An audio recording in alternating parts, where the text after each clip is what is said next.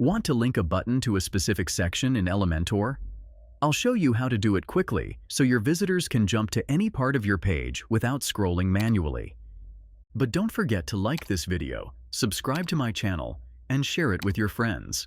Now, open your browser, go to your WordPress-based website, and click Edit with Elementor on the page you want to work on. Let's say you have a button labeled Order Now. Click on the pencil icon to edit it. On the left panel, under the Content tab, you can see the text field says Order Now, and in the link field, type number Order Now.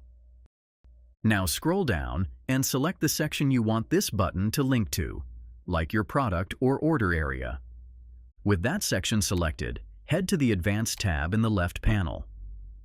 In the CSS ID field, just type Order Now without the hashtag. Then, click Publish in the top right. Then hit the preview icon to test it. Clicking the Order Now button should now take you straight to the right section, no scrolling needed. So, ready to take your design skills to the next level?